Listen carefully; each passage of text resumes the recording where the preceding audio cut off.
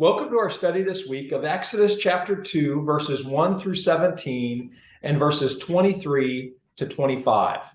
My name is Scott Rainey. I serve with the Church of the Nazarene in the area of Nazarene Discipleship International, or NDI. This adult Sunday school video lesson is provided in collaboration between the Foundry Publishing and NDI. The Sunday school lesson is intended to support the local church's efforts to make disciples who make disciples. Please feel free to use this video in any way that helps your church and its families. The book of Genesis in the Old Testament is a book of beginnings. We learn of God's good creation: light, the atmosphere, land, the sun, moon, and stars, fish and birds, wild animals, and finally, man and woman, made in the very image of God himself. At the end of day 6, God said of his creation, "It is very good." We learn of the fall of humanity through Adam and Eve's first sin. Everything changed between God and humanity and between man and woman.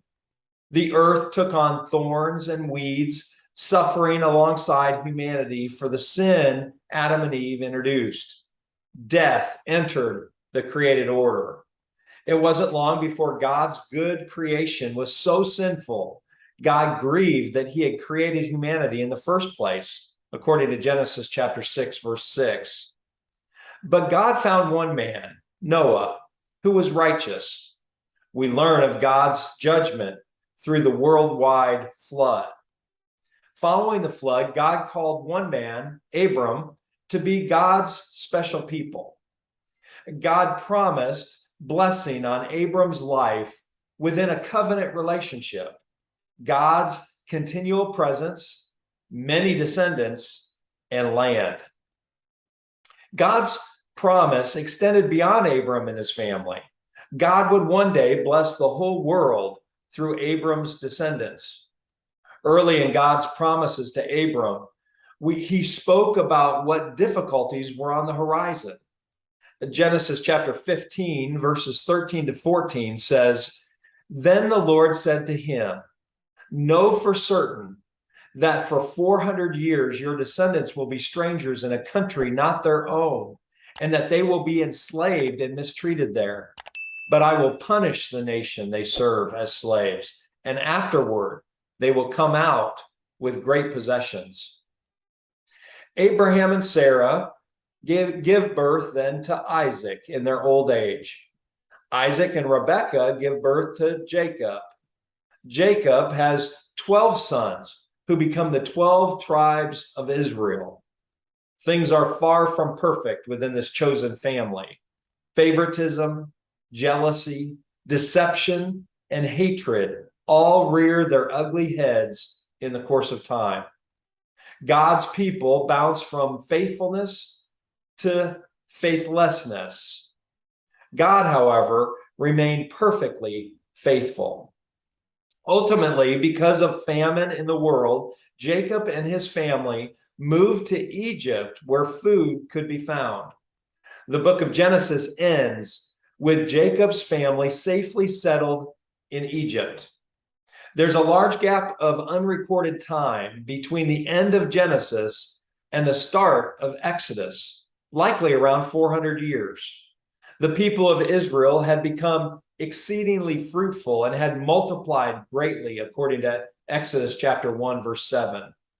While things started well for Jacob's family in Egypt, all had turned for the worse. Israel had populated Egypt to a point where the Pharaoh felt threatened. The descendants of Abraham, now living in Egypt, had become slaves to Pharaoh and the Egyptian people. Life for the Israelites was hard. God was silent, it seemed. In order to control his environment, the Pharaoh established a law to kill every Hebrew boy by throwing them into the Nile River, according to Exodus chapter 1, verse 22. As readers of this story of God and his people, we are conditioned to ask the question, how will God save his people from disaster? This is where we pick up the story of a people called Israel, found in Exodus chapter 2, verses 1 through 17, and then again in verses 23 to 25. Now, a man of the tribe of Levi married a Levite woman, and she became pregnant and gave birth to a son.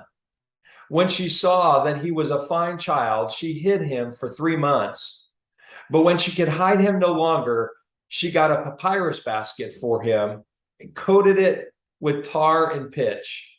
Then she placed the child in it and put it among the reeds along the bank of the Nile. His sister stood at a distance to see what would happen to him. Then Pharaoh's daughter went down to the Nile to bathe, and her attendants were walking along the riverbank. She saw the basket among the reeds and sent her female slave to get it. She opened it and saw the baby. He was crying, and she felt sorry for him. "This is one of the Hebrew babies," she said. Then his sister asked Pharaoh's daughter, "Shall I go and get one of the Hebrew women to nurse the baby for you?" "Yes," she answered. "Go." So the girl went and got the baby's mother. Pharaoh's daughter said to her, "Take this baby and nurse him for me, and I will pay you." So the woman took the baby and nursed him. When the child grew older, she took him to Pharaoh's daughter, and he became her son. She named him Moses, saying, "I drew him out of the water." One day, after Moses had grown up, he went out to where his own people were and watched them at their hard labor. He saw an Egyptian beating a Hebrew, one of his own people. Looking this way and that and seeing no one, he killed the Egyptian and hid him in the sand. The next day, he went out and saw 2 Hebrews fighting. He asked the one in the wrong, "Why are you hurting your fellow Hebrew?" The man said, "Who made you ruler and judge over us? Are you thinking of killing me as you killed the Egyptian?" Then Moses was afraid and thought, "What I did must have become known." When Pharaoh heard of this, he tried to kill Moses, but Moses fled from Pharaoh and went to live in Midian, where he sat down by a well. Now a priest of Midian had 7 daughters, and they came to draw water and fill the troughs to water their father's flock. Some shepherds came along and drove them away, but Moses got up and came to their rescue and watered their flock. And then in verse 23 to 25, during that long period, the king of Egypt died. The Israelites groaned in their slavery and cried out, and their cry for help because of their slavery went up to God. God heard their groaning, and he remembered his covenant with Abraham, with Isaac, and with Jacob. So God looked on the Israelites and was concerned about them.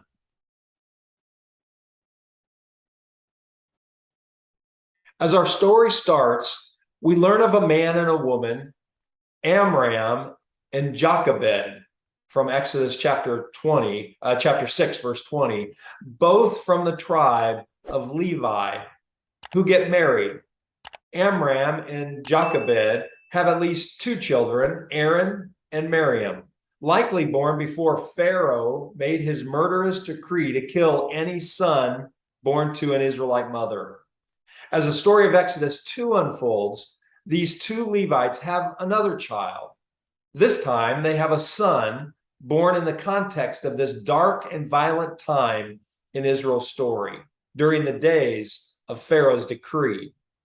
The midwives and the parents take a risk by saving the boy's life. The boy's parents hide him for 3 months. When they can hide the boy no longer, Jochebed makes a small basket with papyrus leaves, tar, and pitch.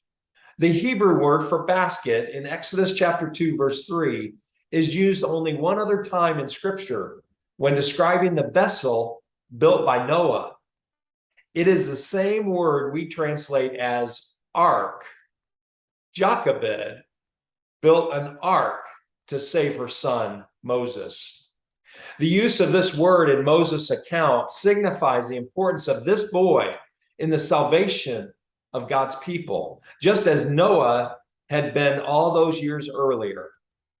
Moses' mother placed her 3-year-old son in this ark, this basket, and sent it afloat on the Nile River. Can you imagine the heart of this mother at this moment? Maybe a mother who has given a child up for adoption would be the one who might understand Jochebed's pain here the most. Isaiah chapter 49, verse 15 says, "Can a mother forget the baby at her breast and have no compassion on the child she has born?" Imagine the silent, desperate prayers this mother offered up to God for her son's safety. In the lowest moment of this story, as Moses floats away from his mother and her tears, I want to stop and remind us of the backdrop of this story. When we think nothing is going on, when we think God is not acting, we can rest assured that God is at that very moment preparing a way for his people. God's faithfulness is shown in the toughest, darkest times of our lives. You can be assured that God is working even when you don't see it. As we move into the next part of the story, we discover a great and surprising twist in the story of Moses' early life. Miriam, Moses' sister, watches her baby brother float down the river. Pharaoh's daughter hears the baby crying and responds with mercy. She sends her servant to get the baby out of the water. Take it in for a moment. The future leader of Israel, who will triumphantly lead Israel out of Egypt, is rescued by women from Pharaoh's own household. And there's more. Moses' sister, Miriam, speaks up and asks the princess, "Shall I get a Hebrew mother to nurse this child?" Pharaoh's daughter thinks this is a good idea. Miriam goes and gets Moses' own mother, Jochebed. And wait, there's more. Pharaoh's daughter pays Jochebed for her care of Moses. Only God can do all that. One of the overarching themes of this story is compassion. We find compassion many times throughout the story. The midwives showed compassion by not killing Moses when he was born. Moses' mother showed compassion by her willingness to risk death to hide her son. Moses' sister showed compassion by staying near Moses in his little ark. Pharaoh's daughter showed compassion when she heard the Israelite baby crying. And certainly, God showed compassion for all Israel through this event as his saving plan came to fruition. It's always surprising when we find compassion coming from a place where we're not expecting it. Pharaoh's daughter saw Moses, heard him cry, and felt sorry for him. Old Testament scholar Victor Hamilton suggests that feeling sorry for him would be better described as compassion here, because compassion usually prompts a person to act on behalf of another. Pharaoh's daughter had compassion on an Israelite baby, one of the shocks of the storyline for sure. In April 2012, my family moved from Houston, Texas to Kyiv, Ukraine to serve as missionaries. I'd been asked to come and help the field strategy coordinator at the time, Lonnie Norris, in training pastors and laypersons in evangelism. My hope was to give all that I had to serve the people of the former Soviet Union. I wanted to give so much, but there was a problem. I couldn't speak their language. The culture was so very different. I needed their help. I think one of the first lessons I learned as a missionary was that I needed the people of Eastern Europe maybe more than they needed me. In the end, these wonderful people comforted me. They had compassion on me. One important literary feature in these early chapters of Exodus is to observe that many of the women are named in this scripture, yet the Pharaoh of Egypt is nameless.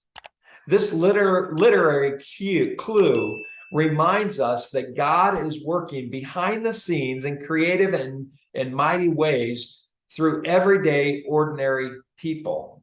You see, God is working through unlikely people to subvert the powerful forces who commit themselves to violence and oppression. Through adoption, Moses legally became an Egyptian. Again, such irony. God would use a person from Pharaoh's household to deliver God's people from Egypt. The naming of a baby in the ancient Near East was the prerogative of the parents, pointing to the rights of legal guardianship. Pharaoh's daughter was the one to name this child Moses. Naming him pointed to his legal adoption into Pharaoh's family. The name Moses sounds like both the Egyptian word for son and the Hebrew verb to draw out. In Exodus chapter 2, verse 10, Moses was weaned as a baby from his Hebrew mother and became the son of Pharaoh's daughter. A number of years passed between Exodus chapter 2, verse 10 and Exodus chapter 2, verse 11. Now, Moses is grown up, literally referring to an age when he's able to marry in Hebrew culture. It's not clear how Moses became aware of his Hebrew roots, but he's very interested in the hard plight of the people under Egyptian bondage. Moses witnessed a Hebrew slave being beaten by an Egyptian. This would not have been an unusual sight. Slaves in this context did not have any rights. Moses looked around to see if anyone was watching. Seeing no one, he killed the Egyptian and buried him in the sand. It is obvious that the Israelite Moses rescued that day shared what had happened with others. Word spread throughout the community by the very next day. Even Pharaoh, Moses' grandfather, heard about the murder and wanted to kill Moses. He fled Egypt, misunderstood, mistreated by his own people, and pursued by Pharaoh's army. Moses' life is turned upside down in one decisive moment. He went to a land known as Midian. It was southwest of Israel and was inhabited by Ishmaelites, Midianites, and Moabites. When Moses arrived in Midian, he sat down by a well. It would do us good to consider how Moses felt at that moment when he sat down at the well in Exodus chapter 2, verse 15. Did he have many regrets? Certainly, he felt completely alone. What was he to do now? Where was the God of Israel through all of this? Undoubtedly, he felt far from God. Most of us at some point in our lives have felt that God was far off. We will come back to this in a moment. Sitting by the well, Moses encounters 7 sisters, daughters of a priest in Midian, according to Exodus chapter 2, verse 16. They come to the well to water the flock of their father. It was not uncommon for women to water and shepherd the family flock. As they were drawing water, some shepherds came by and drove them away, according to verse 17. Moses steps in and rescues, or literally saves, the women from the shepherds. There's some interesting word plays in this section. What the shepherds do to the women at the well, Pharaoh will one day do to Israel, drive them away. And what Moses did for the women, God will one day do for Israel, rescue or save them. In the next few verses, many years pass.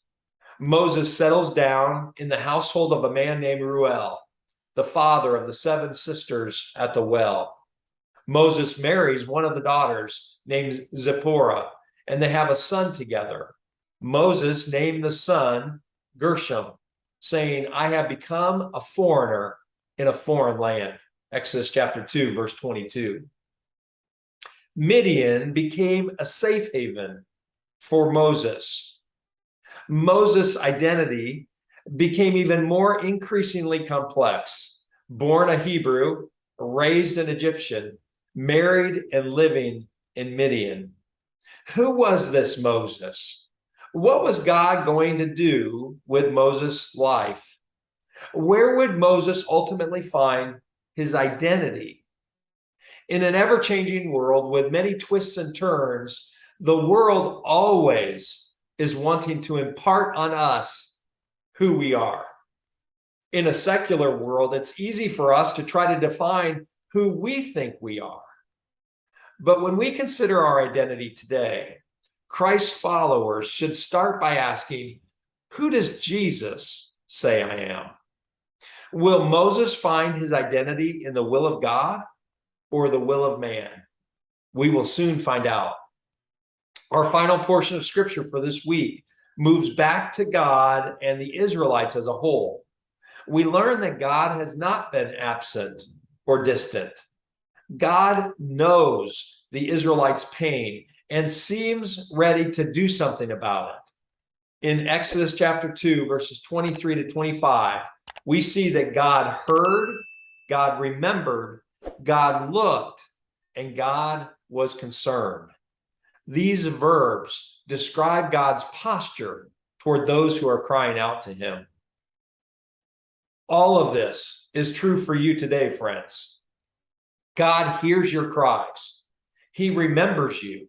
He sees you. He's concerned for your situation. Let us put our trust in him today.